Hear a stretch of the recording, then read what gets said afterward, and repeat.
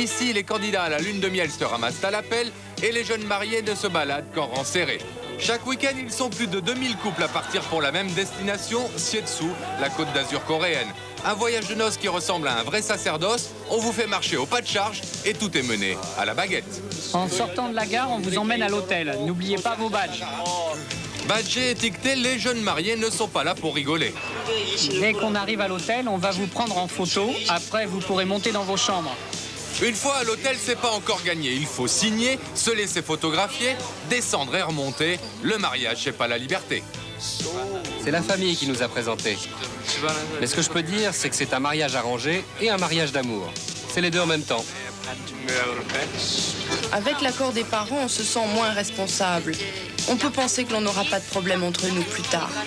Le lendemain matin, c'est reparti pour le marathon de l'amour. Et si monsieur veut enfin s'amuser avec madame, qui entre parenthèses apprécie peu son humour, attention, l'animatrice surveille. Faites attention, vous devez être à l'heure au rendez-vous. Nous ne devons pas prendre de retard. Et c'est la course à celui qui ramènera le plus grand nombre de photos.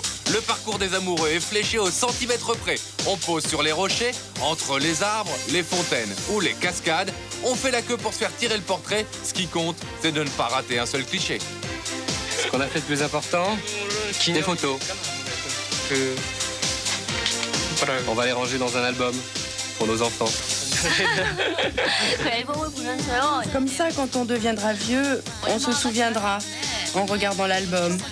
Ils pourront même se souvenir qu'ils n'étaient pas les seuls mariés ce week-end-là sur les plages de Corée et qu'ils étaient un peu épuisés à la fin de la journée. Mais pas question de roupiller, l'animateur les oblige à jouer, très prisé le tête contre tête, une tradition pour éloigner les mauvais esprits, avant de terminer avec l'incontournable dîner, soirée, karaoké. L'occasion de remarquer que tous les animateurs de banquet du monde ont le même sens de l'humour. Bon, c'est enfin l'heure d'aller se coucher. Les messieurs sont tous vannés. Mesdames, vous n'avez pas à redouter une nuit trop agitée.